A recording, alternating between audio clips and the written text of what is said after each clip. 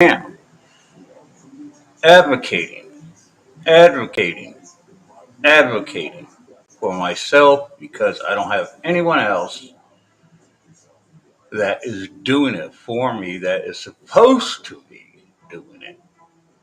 Okay. I'm enjoying my breakfast as I do this. But today, all right, um, yesterday I have written, I'm going to keep you guys abreast. I had emailed, let me get to who I am talking about here. Tom O'Halloran. O'Halloran.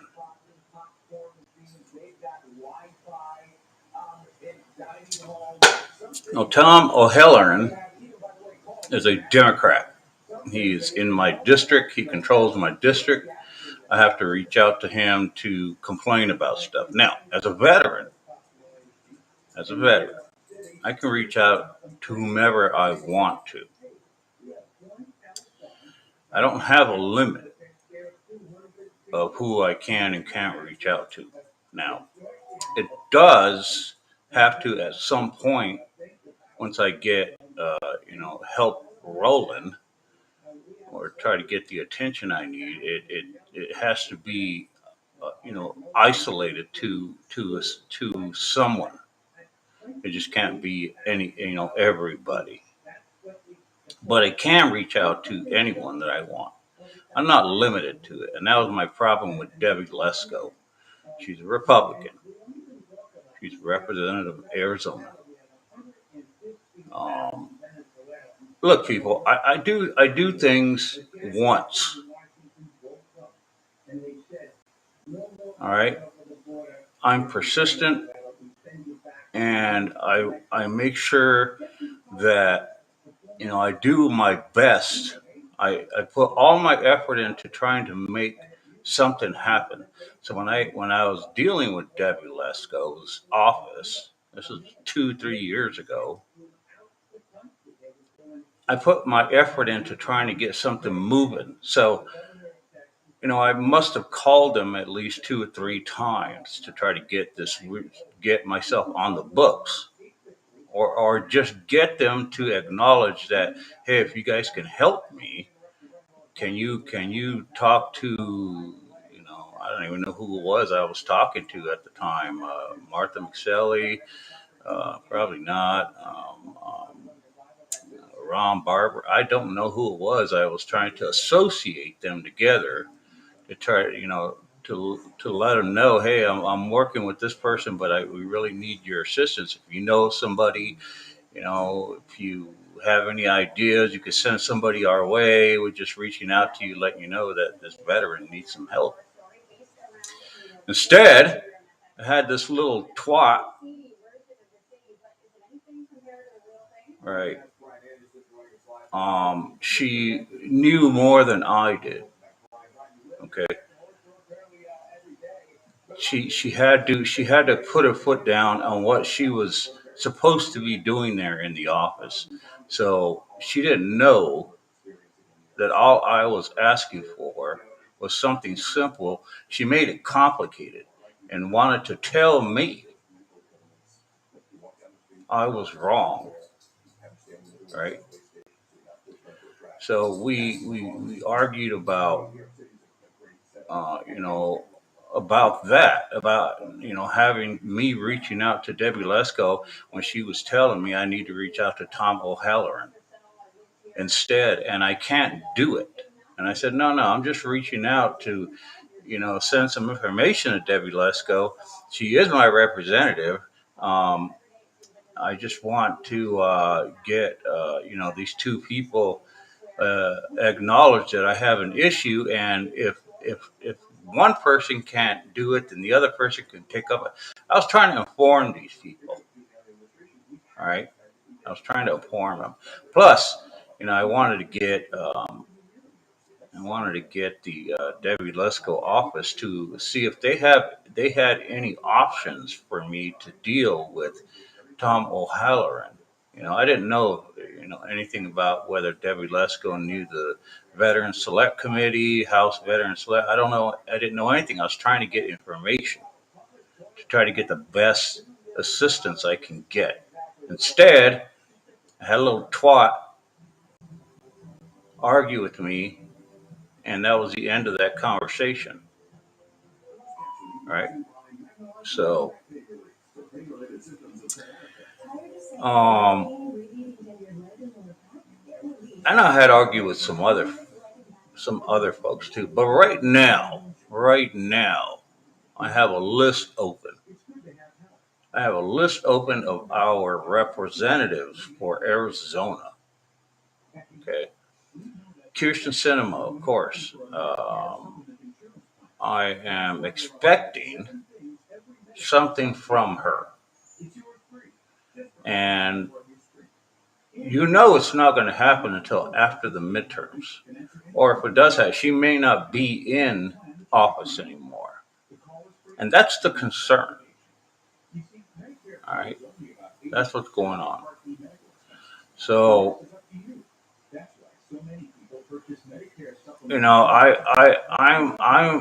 I'm somebody who it's going.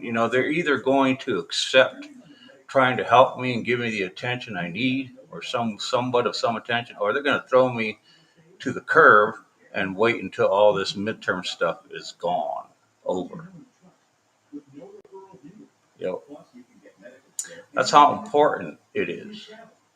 That's how important I am to them. And so I have, I wanted to get something rolling before she gets kicked out of office. If she gets kicked out of office, you don't know. I mean, she seems to be doing okay. Kirsten Sinema, she may stay in there, and so I am not concerned about that. What I'm concerned about is when I reach out to an elected official, I want them to move it forward, whether they're there or not. Okay, and that's part of our priority as a veteran. Is it doesn't stop when you stop. It keeps moving. All right, and that's what I wanted to do with Debbie Lesko, was make sure. I didn't know anything about Tom O'Halloran. He's a Democrat. I am not a Democrat, so I'm not going to look into knowing who he is except for the basic information I hear on TV. Maybe a little bit of reading, but that's it. I have no interest in Democrats. So, in case he fell apart, I wanted to be able to have a connection to, someone else. And trust me, it's easily done. Where, like Ron Barber, what a joke, didn't do anything for me. So I wanted to fire that fella and go to somebody else. But you see, I need to contact them first to let them know I may be coming your way. This is all stuff people do. Okay, especially when you're in a situation where you need some serious help. You want to make sure that your case flows and you have contact. Well, that's what I was trying to do. But I got into an argument with the 10-year-old. It sounded like a damn 10-year-old in her office. I'm telling you, people, you representatives out there need to vet. V as in Victor. Your people, absolutely much better. I don't care if they work for the National Guard. I don't care if they're in active duty. I don't care what they do. A job's a job, and they need to be, especially dealing with veterans, they need to be completely vetted for that position. I'm not saying anything far fetched. There's a disposition in which they have to have. No, they can't sit there and argue with somebody just because they were told they need, they can only do A, B, and C. They need to be more flexible. They need to be more mature for sure, and patient, and have options on the table instead of trying to convince somebody that they're right and I'm wrong. That's not what I call for. I can stay home and get that. So right here I have a list of people. Andy Biggs, Republican. I'm expecting Kirsten Sinema, right, to reach out. And we have a veteran, just letting you know, I may reach out to you, see if there's anything I'm not thinking of that you're thinking of that can help. I know you're a Republican and you're very pro veteran, and so maybe I need help. I don't even want to talk about David Lesko. Greg Stanton, Democrat. Reach out to him. Ruben Gallego, Democrat. Reach out to him. Paul Gosar, Republican. Call him up. Call him up. Ann Kirkpatrick, Democrat. Hey, Ann, what? If there's anything you can think of, this is the fella's case. Please give me a holler. David Schweikert, Republican. Same thing. Hey, if there's something that comes to mind, maybe one of your House Veteran Select Committee members has some information for me. Please let me have the information. I'm trying to do the best I can with this veteran. It requires all of us to help. And then Tom O'Halloran, right? And Kirsten Sinema.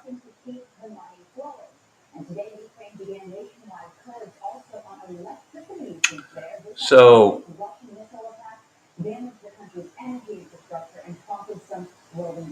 that's 9, 10, 1, 2, 3, 4, 5, 6, 7, 8, 9. Mark Kelly, 10, 11,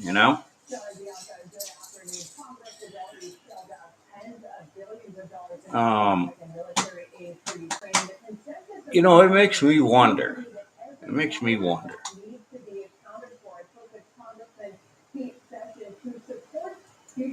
Once they get into office, there is,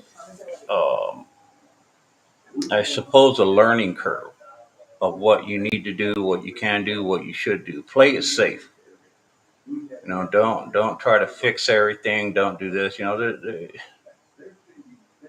This is all common knowledge, people. When you jump into a job, you always you're gun ho. You want to fix everything. You want to do everything good. You want to get details. But then you learn quickly. Hey. Calm down. Pace it out. Don't do this. Don't do that. Pick your battles. Right? Play it safe. Go along to get along. So, but here, also, I have opened the central nervous system vital functions. There are 3 responsibilities that the central nervous system does. There's 3 that they control completely. All right. And this is what if you don't know anything about the central nervous system, I'm telling you. All right. So the central nervous system has 3 responsibilities. It's mainly responsible for. It has a whole bunch of other ones, but the main purpose of the central nervous system is 3 and to take sensory information. All right. So it takes in information. All right. You burn yourself, it takes that. You hit yourself, it takes it. And that's what's my case. If I hit myself and it's bad enough and the central nervous system picks up on it to somehow code it as bad, it takes in that sensory information. Okay. Then it processes it. The other thing is process. It processes the information. Well, guess what happens in my head? There's a problem with processing that in my head. There's something in there that is defective. right? Some cells, it's like MS, some cells are not acting with each other. There's something damaged in there. All right, so it takes in the sensory information, it processes the information, and then it sends the information back out for motor signal as a motor signal, right? So mind sends out information, but it's not correct. Okay. There's some dysfunction there somehow. All right.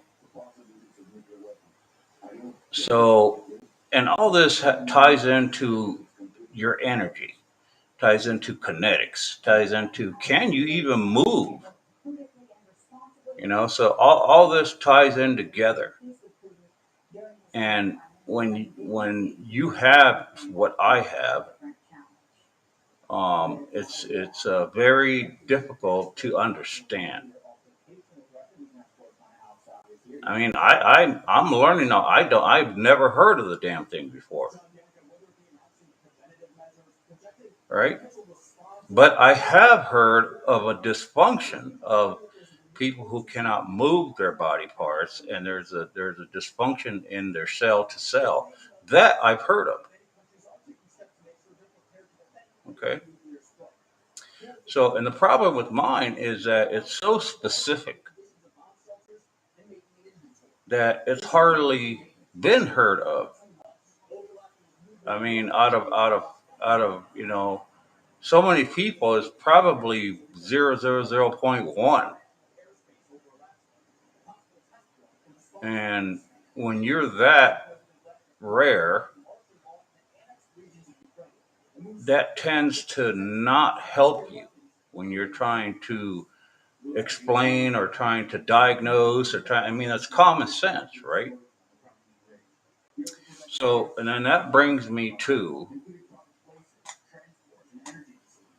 the issue of the VA and pursuant to Title 38 CFR 3.102, which means that's the reasonable doubt clause through the VA.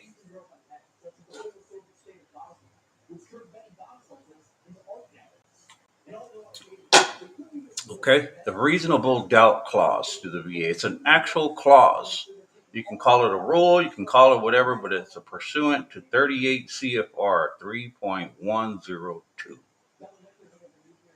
It's a real thing, people. It's not some, oh yeah, we're gonna see if this. No, it's an actual clause. Okay, and it's the reasonable doubt clause. It's the benefit of the reasonable doubt clause. All right, and here I'll read it to you a little bit. As any reasonable doubt must be resolved in favor of the claimant. When there is an approximate balance of positive and negative evidence regarding any issue material to the determination of a matter, the Secretary shall consider all information and lay and medical evidence of record in a case before the Secretary with respect to benefits under the law administered by the Secretary. When there is an approximate balance of positive and negative, the determination shall be called the benefit of the doubt clause will be granted to the claimant. All right.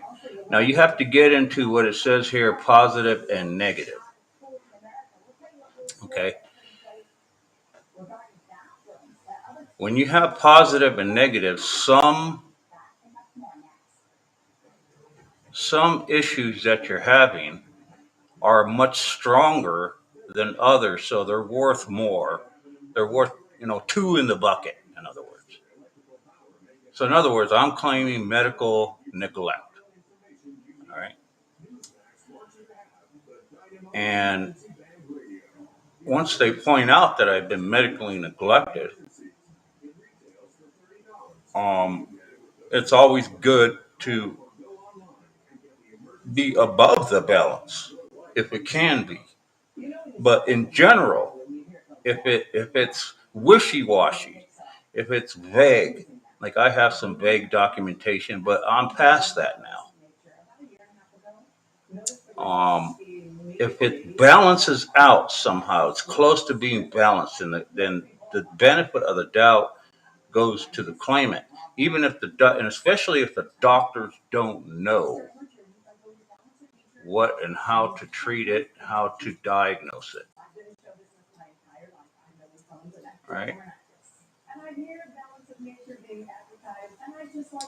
I love this passage here. The VA benefit system was designed to be a non-adversarial, veteran-friendly system. Uh, so there's the actual clause that should be applied to me at this point. It should have been applied to my case much earlier. All right, and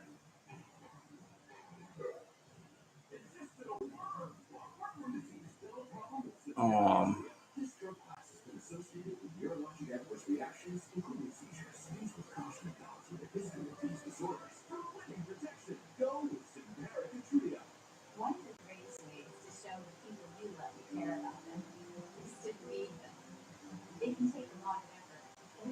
so there's a lot of stuff here to read on that clause. I'm just looking through over it.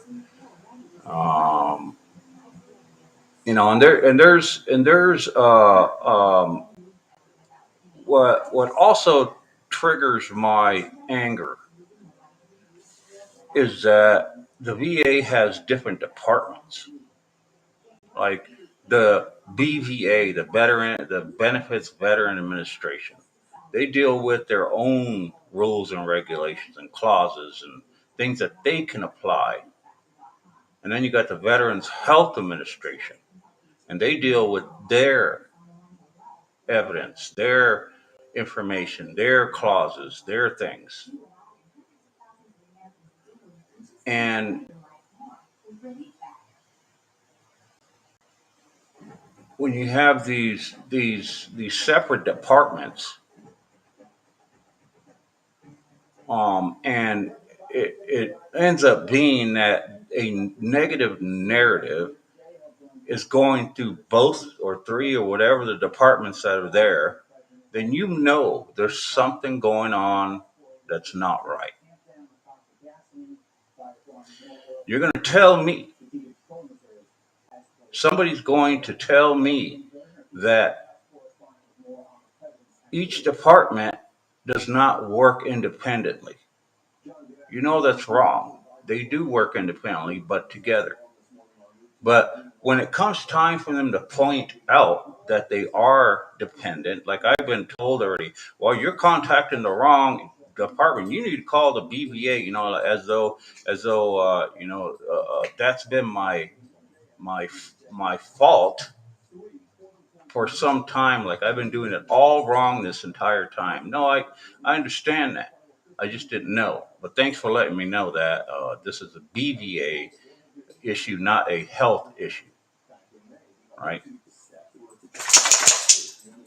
So when it all comes together, then you start to piece these things together, and that's where I am. Over the years, I've been piecing them together. Like, wait a minute.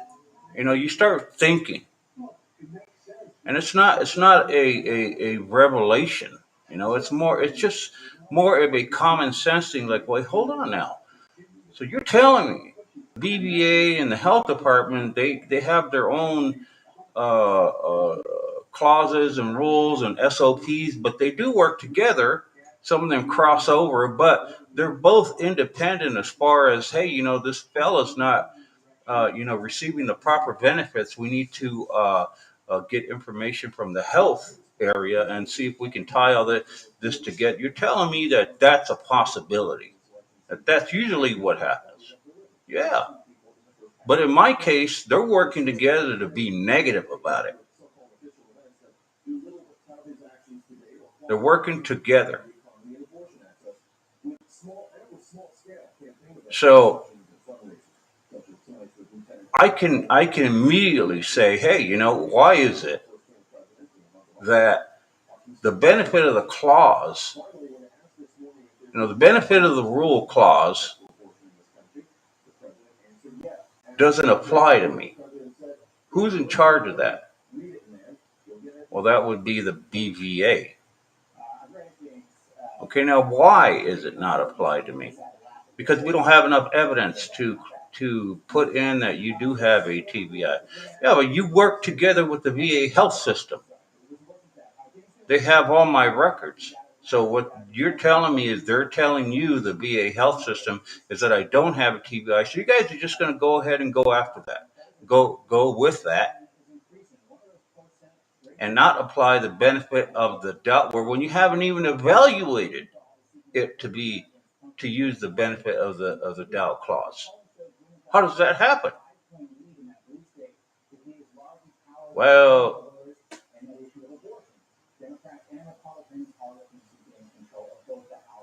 so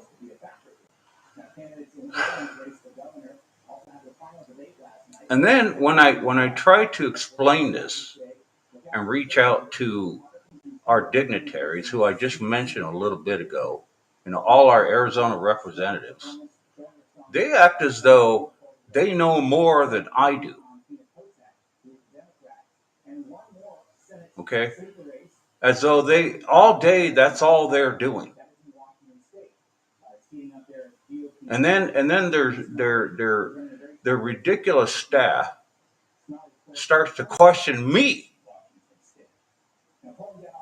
as though I don't know what's going on. Right? So talk about mental anguish.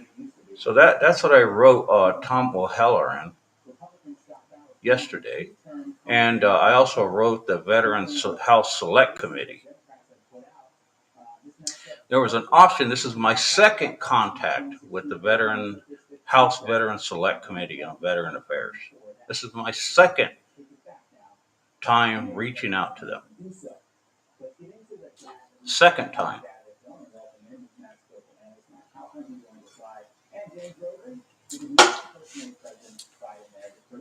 So I think,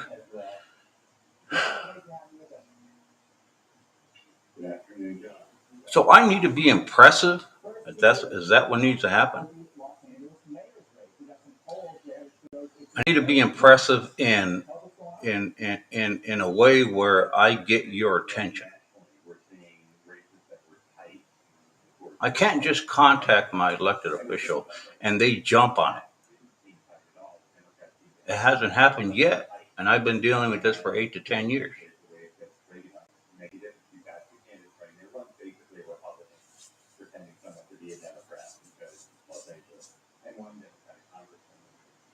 So I can sit there and look at each one of those elected officials and ask the question, how do you handle veteran issues? How do you evaluate whether some of them are critical and some are not critical? How do you do that? And when you do that, if you do it, which you should be doing, if you're not doing that, then you're wrong.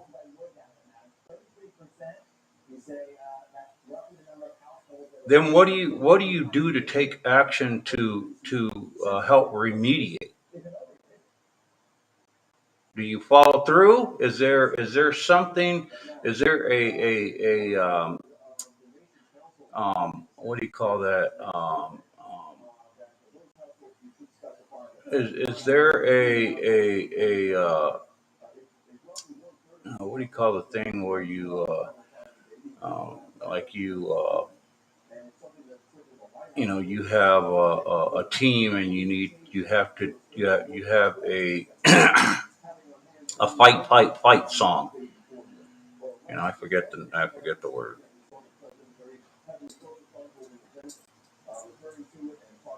I mean, what do you do?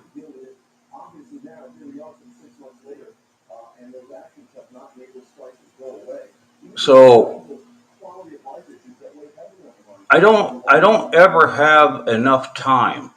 I don't ever have enough leverage. I'm not ever given the time and space, the opportunity to explain how rare my situation is. Instead, I immediately get put in a bucket of bullshit, a bucket of old veteran complaints. Oh, the veteran, the disgruntled veteran. Is there a priority? Is there a evaluate? Do you evaluate your cases and think this one is sensitive? This needs some serious attention, and we'll see what we can do with that. We need to shove this one over here, this one over here.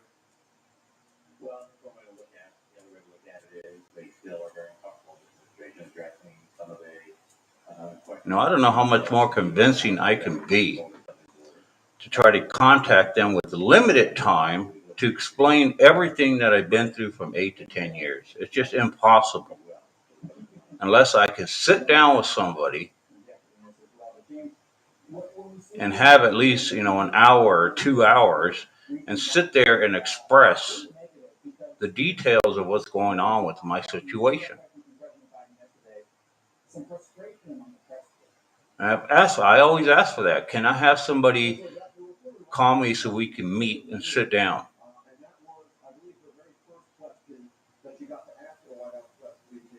I don't see how we're going to resolve anything if all I do is talk for, I guess they have a time. You get to talk to a veteran for 5 minutes, and that's it. And then they create this general inquiry, and then they send it out. The VA acknowledges it, calls the veteran, and says, "Oh, we need to check a couple of boxes. Do we take care of your needs? Okay, check. Bye." And they satisfy that request to help the veteran. It's a routine, folks. It's a routine.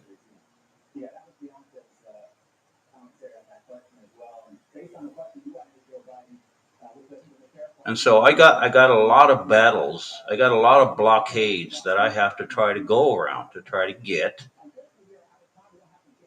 the proper attention for my situation. And that's why I'm reaching out on this podcast to try to get somebody and people to send this information and say, "Hey, you might want to look at these podcasts."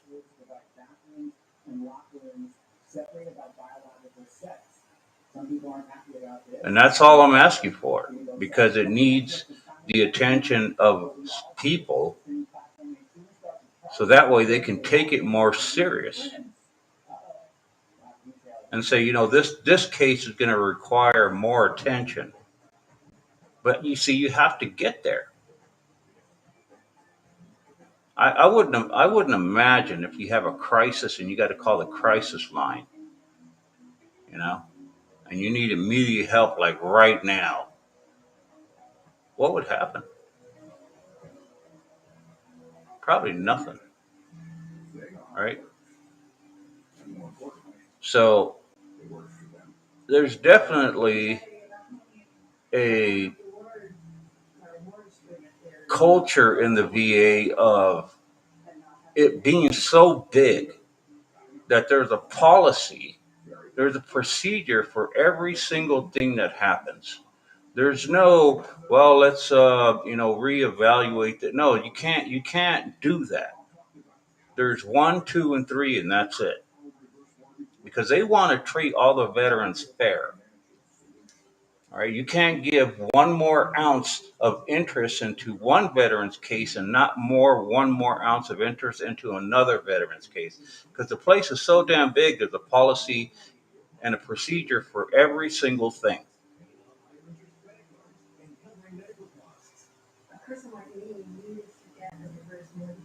So somehow, if your case requires more time, if it requires more attention, if it requires a reevaluation under itself, under its own policies and procedures, somehow you got to make it happen. And it's an unknown thing because they will not, at the VA, the people working at it will not do anything to make your case different. Give it the attention, send it to somebody you're not supposed to. Right? That's the way it operates when you're too big to fail.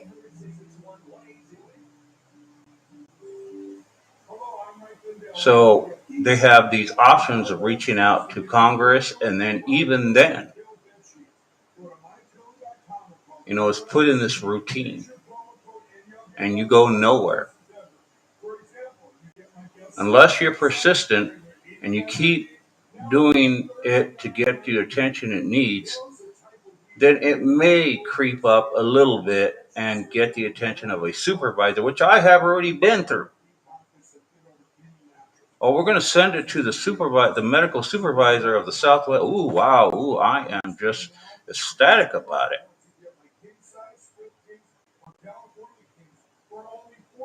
They want you to be excited when they do something different that they think is outside the normal procedure. And then it's like, oh, you're going to get sent to Santa Claus. You're going to see the king. All right. Now, isn't that fantastic? And I'm thinking, yeah, no. What's this person going to do? All right. You could send me to 100 people. And sure enough, I've been sent to them and nothing happens. And then I got Kirsten Cinema, where she has a staff who knows everything, doesn't ask me about what I've been through, doesn't ask me what processes have you gone through. What do you have the information? Do you have the proof? Do you have documentation showing that you have done it? Can I call the VA and get that information?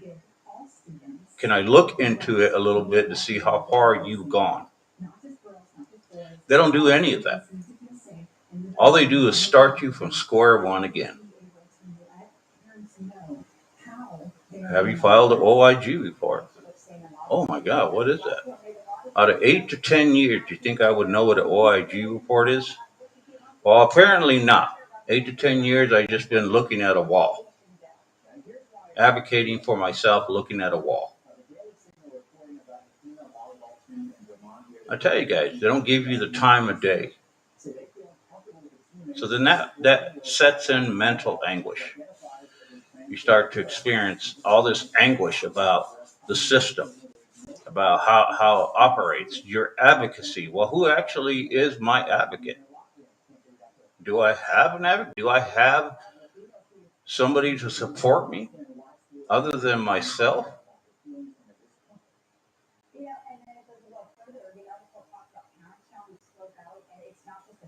And then they bring up the limitation after they have to confess that they are your advocate. Oh yes, we do help. We are here for you guys when it benefits them the most. And then they come up with their limitations. well, we can't do this, and we can't do that, and we can't do that, and we can't do this, and we can't do this, and we can't do that, and we can't do this. And so thanks for calling us. We'll get back to you as soon as we can.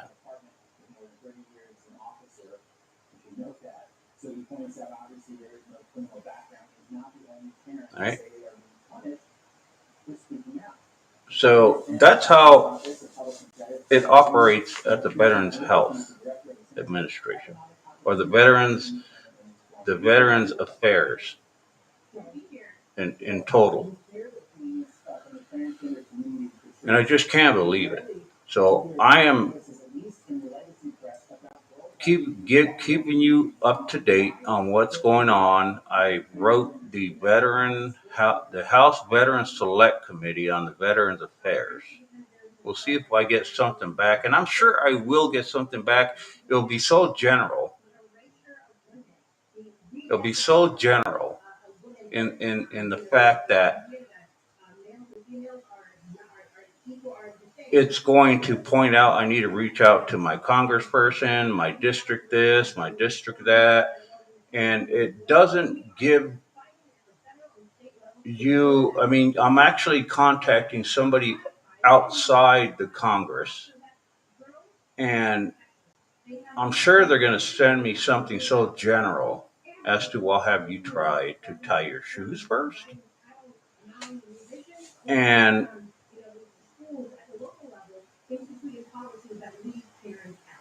unless you go knocking at these doors, which I can't just pick up and go to Washington.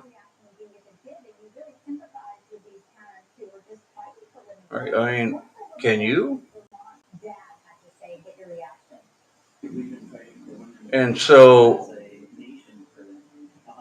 nothing proceeds into being forwarded to being follow up to the severity of your situation. If it's not a severe situation, then maybe they need to evaluate that as well. Right? In a lot of cases, it's something simple that could be resolved by just doing A, B, and C, and maybe they just don't know how to go about doing it. Or maybe it's so complicated, like myself, that I've been through so many things that there's more than just, my ABCs and 1, 2, 3s. Been through it. It's going to require you to dig in a little bit. All right. So, the House Veteran Select Committee on Veteran Affairs, Tom O'Halloran, and still waiting on Kirsten Sinema somebody to call me and say, hey, can we have a sit down? Hey, your situation is serious. Can we, I don't know, can we talk about it? Or do you have it all figured out already? All right, you have it all figured out. Well, these veterans, they just don't know how to go about, filing for stuff. They just don't know how to go about, doing things. And, they call us and, we have to sit here and explain to them, the most simple things. And it ends up being something real simple. And they're like, oh, thanks for helping. And because they're so upset. And, that's what happens behind closed doors, people. And I'm trying to tell you that some of that is true. But when you finally get to that one that's in the same mix of you talking that rubbish, then you overlook it. And it's put in the same bucket as, well, yeah, this veteran just didn't understand how the process works, so jeez. I mean, I am at the cusp of teaching everyone else what not to do. I mean, I can call Kirsten Cinema and say, let me teach you guys how all this works. All right, let me have a class and show you guys what you need to be aware of. That's where I am.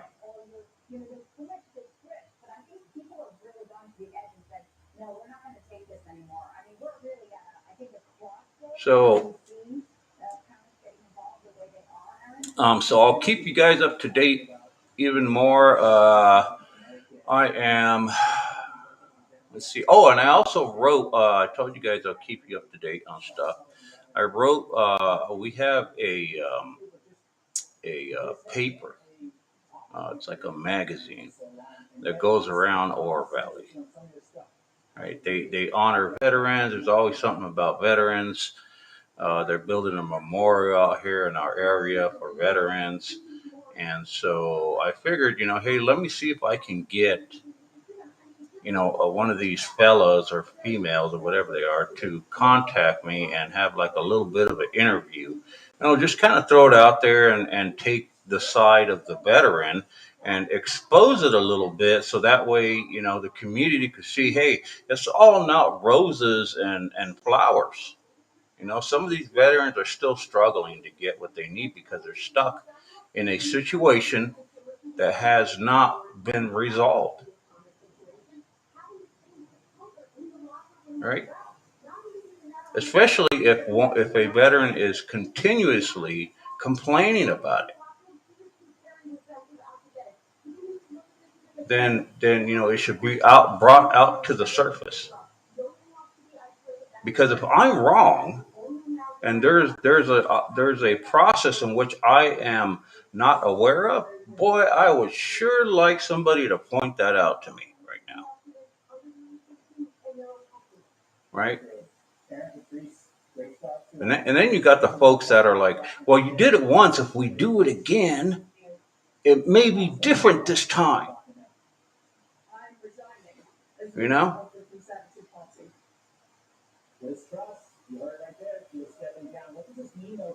And that does happen. I'm not saying that does not happen. But in my case, there's more than just trying it a few times, like throwing the dice to see if you stop getting snake eyes. Right? I'm done throwing the dice, people. I want some actual action. I want it laid in front of my legs on my footstep and being like, this is what's going to get done today. That's what I want. You know why? Because I've been dealing with it for 8 to 10 years and I've been down that road of filing and refiling, taking it to somebody else to see if somebody else can do it different. That's just absurd. I've learned that that's absurd. Did I not tell you guys the story of, the situation I'm in right now with the getting a TBI evaluation? Wait a minute, a possible TBI evaluation. Let's bring it down to the minimum. Like, well, let's see if this guy has a TBI just for the hell of it. To go through the evaluation process. And this doctor, Dr. Herschel, tells me after I was referred to him, I don't know how many times, throwing the dice, right? Throwing the dice. Well, let's try it this time and let's see if we get a different outcome. Isn't there a definition for that?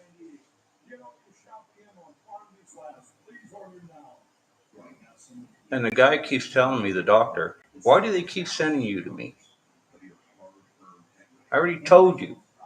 And so then I start arguing with them. Yeah, but we're throwing the dice, to see if it's different because apparently this doctor thinks that he can motivate you to finally pass me through.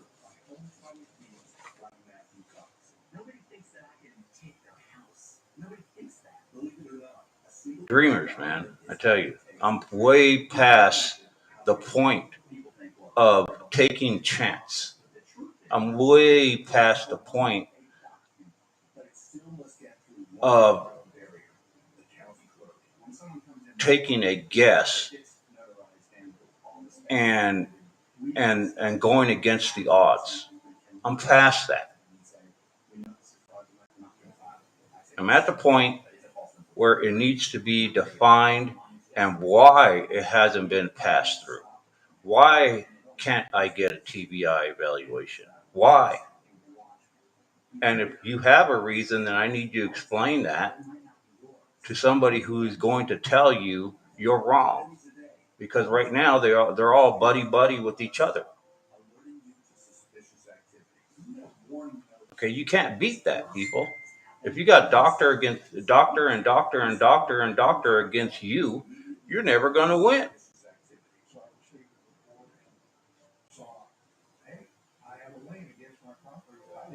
So when I talk about advocacy, I need somebody to kick ass that's going to work with me to say, hey,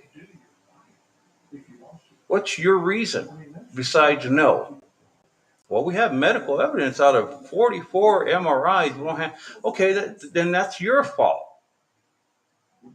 You spent all that money just to say no 44 times. It wasn't 44 MRIs, but I have a crap load of them. I have more than the teens. Well, what about his blood test? Well, no, we don't have the proper. So all you guys been doing is piling up these. I scratch your back, you scratch mine, and let's just keep this soldier in purgatory, this veteran. So someday he'll go away, or he'll just die, and the everything, we'll just have to deal with that. That's easier to deal with because he actually died. He had a stroke. Oh, why did he have a stroke? We just don't know. Well, what do you mean you just don't know? There's got to be a reason why he had a stroke. You see, they can play that game, people. They can play it. And that's what they're doing right now. And they know that once I start getting a little leverage, that I want to be coming after. They know it. Okay, and that's the other reason I'm making these podcasts for record. So I'll keep you guys. Did I tell you guys the paper? Yeah, the paper. So I did this magazine thing, and I just want somebody there to contact and give me a little interview about some veterans still not receiving the medical care they need. They're being medically neglected, and yes, it's a rare thing, and maybe it's less now, but it's still there.